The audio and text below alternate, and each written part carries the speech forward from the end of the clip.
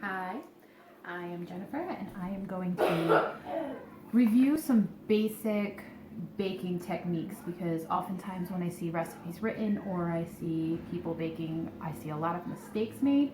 And over the years, I don't cook, I bake. So over the years, I've just learned a few things that make a big difference in the outcome of your baking. So I'm going to make this, just a simple online recipe that I found. I made it a couple times, I really like it. It is perfect pumpkin bread recipe. It's just an easy to follow recipe. So first things first, I am going to start with the wet ingredients. So I'm going to take my largest bowl because I'll be adding my dry ingredients into my wet ingredients later. I'm going to start with all the wet ingredients. The first one on the list is pumpkin puree. I am using a 15-ounce can of pumpkin puree. Got that at Aldi's, my favorite place. Throw that into your bowl.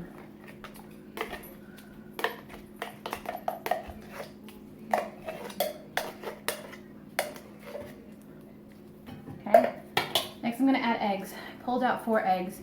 You really want to have eggs at room temperature. It changes the way your baking comes out. I am not exactly sure exactly why, but baking is a science. Everything you do, remember, baking is a science, and room temperature eggs will make a difference in your baking. So I'm going to open 4 eggs right into my bowl. Some people will sometimes mix the eggs separately and beat them separately. I have found that this does not make a difference in my baking. I have done it, have not noticed a difference, so I stopped doing it.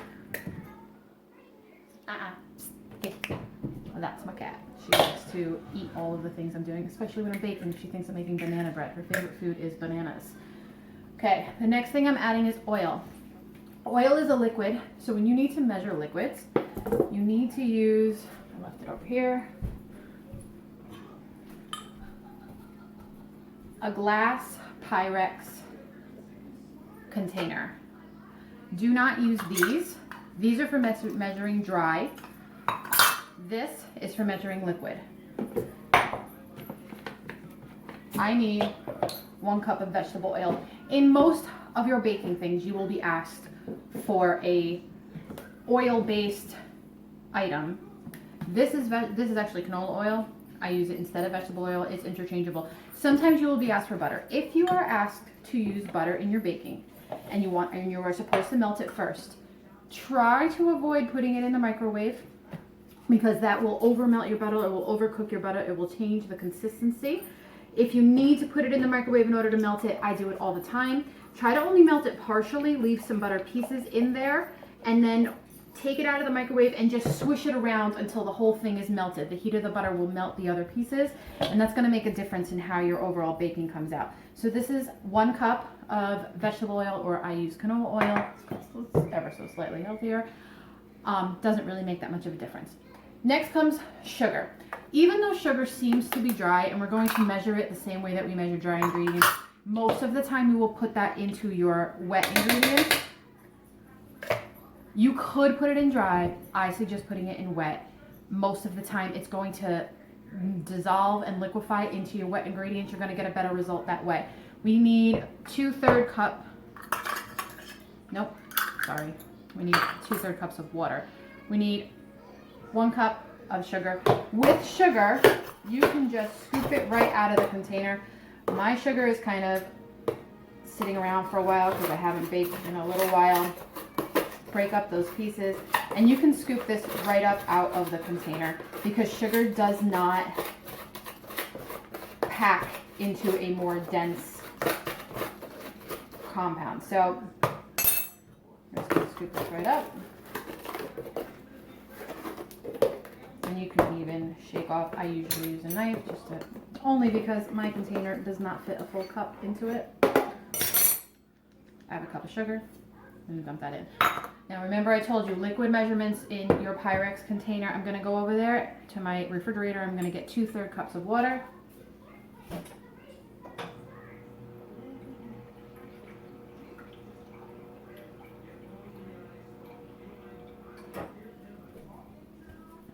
3 cups of water. And I'm going to dump that right in. This is all of my liquid things. So I'm going to mix this up now. If you have a stand mixer, which I have not bothered with, this is when you're going to throw this onto your stand mixer, and you can mix this up. You can't really overmix this too much. It doesn't really matter. This is not where you need to worry about overmixing. I'll talk about that later. Mix that up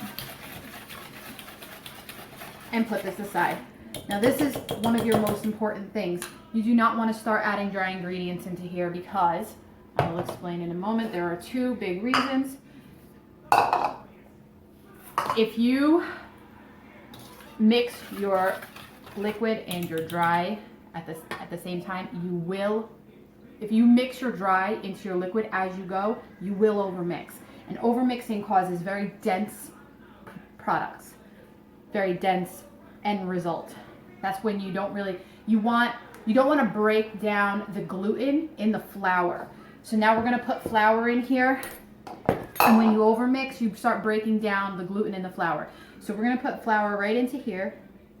I need 3.5 cups. When you measure flour, oh, I forgot this. When you measure flour, do it a cup at a time. We need to take a spoon and spoon your flour gently into your cup. Some people will sift first. I don't have the patience for that. My cup is this small. My sifter is this big. If I try to sift it into the cup, it's going to be a disaster. So I usually sift it into here. You will get a little bit better results if you sift it into your cup, but I don't have the patience for that. So gently dump your flour into here. And the reason for this is because flour compacts. If you just dump your cup directly into here and you pull up flour, you're going to get more flour that way. This is a cup of flour. I have pushed off the excess off the top.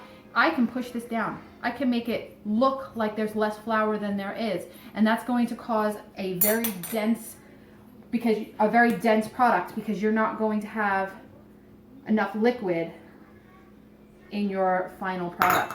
So I'm going to take this, I'm going to just sift this into here. It's just going to fluff the flour up a little bit. Comes out a little bit better this way. See those big chunks? You won't end up with huge chunks because you will just sift that out. Do it 1 cup at a time. I need 3. That's a lot of flour. I'm going to make a huge bread here. That's 1. I need 3.5. Here's 2.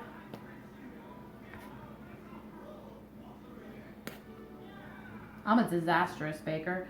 I just make a huge mess. I've got kids, so I'm just used to messes. So I'm like, oh yeah, why bother being careful? There's a good chance that my kids are going to come running in here anyway, wanting to help me in a minute. And then I'm going to have a mess anyway. So I turn the TV on for them, hoping that'll entertain them. We don't watch a lot of TV in this house. So hopefully that will entertain them long enough that they won't realize that I'm baking and they can help me. Their help isn't always that helpful. So this is my 3rd cup here.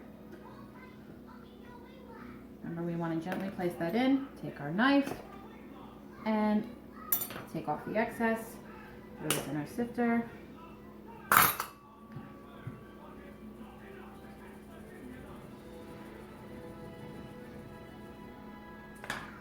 And a half cup.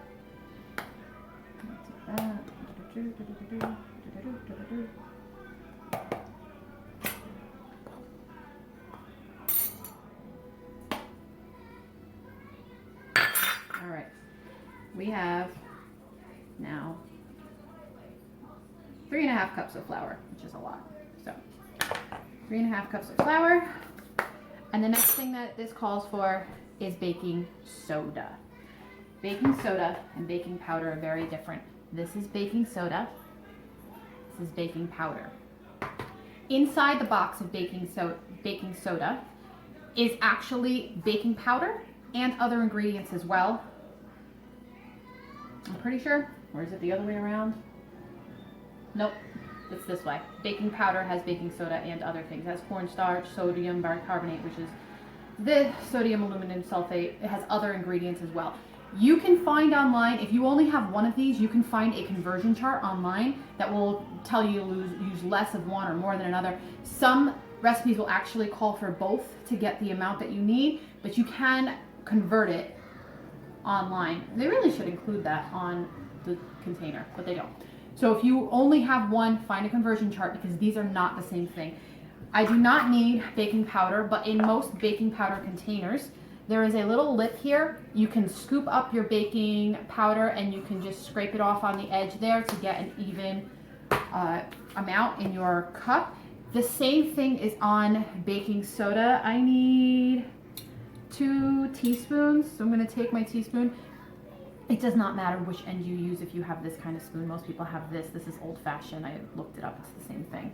So I'm just going to scoop this up and I'm going to use the edge there just to scrape it off so that I get an even amount, the exact amount that I need. It is very important that you get the right amount of baking soda because this is what's going to cause your baked product to rise. Without it, it will not rise. This is also the second reason why you need to mix your dry ingredients separately. Because if you just take this and put it right into your liquid, your baking soda, I am busy right now, let another one play, it's fine. Your baking soda will hit the liquids and it will activate before you are... Sorry about that, I had a little phone storage issue. But again, I will repeat, if you put your baking powder or baking soda into your liquids and they hit, it will activate the baking soda or baking powder and it will start the process. And if you use up all of that before you put it in the oven, your product won't rise. So you want to make sure that you wait with your dry ingredients to mix all that together. And the next one I am on now is salt. I need 1.5 teaspoons of salt. This is also why when you use butter, try to use unsalted butter, not salted butter. Because if you use salted butter, you're not going to get the exact right amount of salt and your thing will taste a little bit off. So use unsalted butter and then add salt to the recipe so that you get the exact amount because different brands have different amount of salt. So I'm going to take 1.5 teaspoons of my solidified salt because of the humidity in this house. I got one. I usually take my knife and I scrape off the excess, so I have 1.5. Hey, you're a mess. I'm just a disaster. Why even bother putting it in the can? I'm just a messy person. 1.5 salt. And now for my recipe, I need a whole lot of spices. It's rare that you're going to need spices like this. 1 teaspoon of cinnamon. Spices do not matter like everything else does. If you want your thing very cinnamony, add a lot of cinnamon. If you want your thing to have whatever flavor it is that you're adding, go ahead and add it because that is a taste thing. It will not affect your baking all that much unless you're adding like a whole lot and it changes the amount of dry ingredients that you have. 1 teaspoon of nutmeg, which is quite a lot of nutmeg. I might take a little bit less of that. And then cloves are here. Just take this top off so I can 1/2 teaspoon of cloves.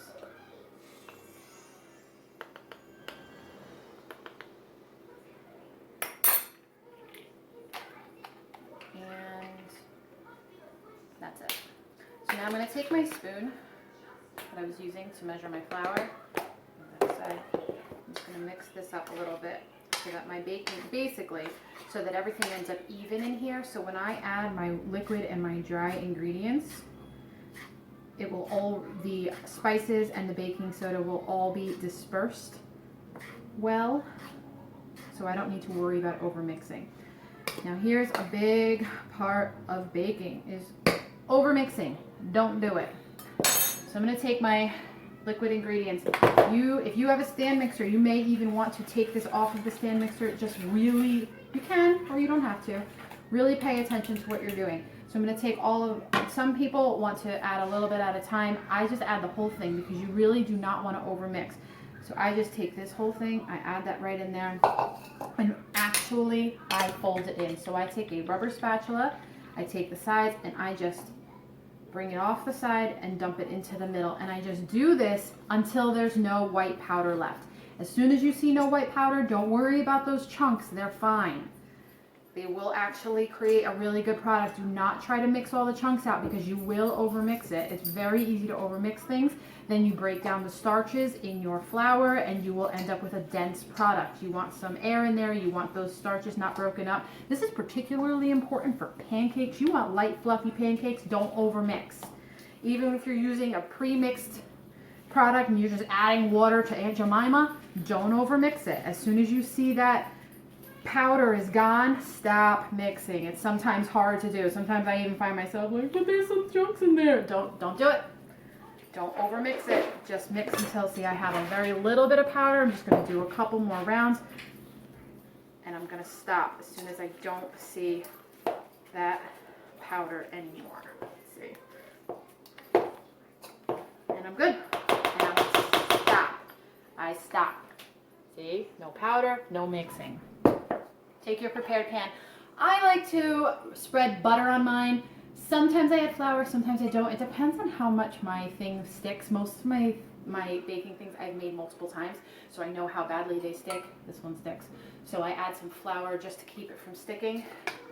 I just take a stick of butter, spread it around, take a spoon of flour, put it in there, sift it around, and then dump the excess flour out. That's what I did to prepare this. How is my thing not live? I forgot to preheat my oven. Preheating the oven is also a very important part of baking. There are so many things, like you don't even realize. You want your oven preheated because, again, baking is a science. If you put your thing in before the oven is preheated, the middle will not heat properly and you will cook your thing, muffin, bread, whatever it is you're cooking, unevenly. So you want to make sure that your oven is preheated. Usually it says that that's your first step. Do it. Unlike me, who completely forgot because I was making a video and I didn't do things all the right way. So make sure you remember that. This recipe asked me to put this in 3 small containers instead of 1 large bread container. I chose not to do that because I don't have them today. Usually I keep them, I have like a disposable bread things. I pick them up over at the dollar store or whatever. This is going to be way overfilled and this is going to overflow quite a bit, but I don't have the little ones. I usually do make the little ones, but I don't have them today, so can't do that. It calls for 3, what size? 7 by 3 inch loaf pans, which I get usually from the dollar store or from Dollar General or something. And they're great because you can eat one and then give the other 2 to other people. You can drop it off at your neighbor's house. It's nice. And they eat a little loaf, but I don't have any left. I've used them all. So, and the last thing that this calls for is for me to just mix 3 tablespoons of sugar and a tablespoon of cinnamon and just sprinkle that over the top. I'm going to take my tablespoon here. I'll take my 3. This, not a science, you're adding sugar. If you want to add a little bit more sugar because you really like sugar, go ahead and do it. You're just sprinkling this over the top for some flavor. So I'm just taking 3 tablespoons of sugar and I'm going to take a tablespoon of cinnamon. And I'm just going to mix that up and sprinkle that over the top because sugar's delicious, right? This is why we bake, because sugar's delicious and baking is basically sugar. I like to make muffins for my kids and I tell them these are basically cupcakes without icing. So you can't have them all the time. You can't eat them for breakfast every day because muffins are cupcakes without icing. So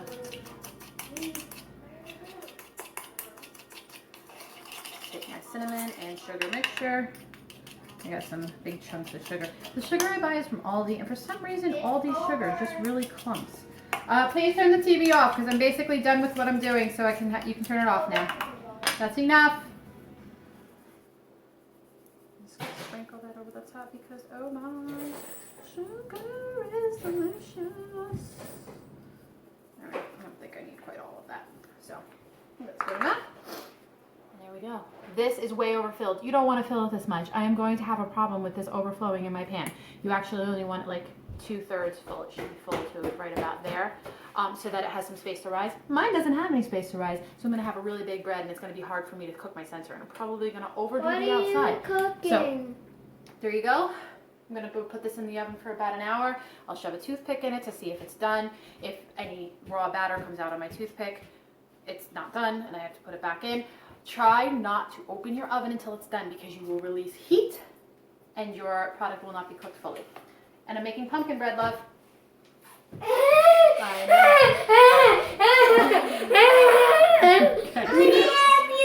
Okay, I'm all done. You can't help me. Bye.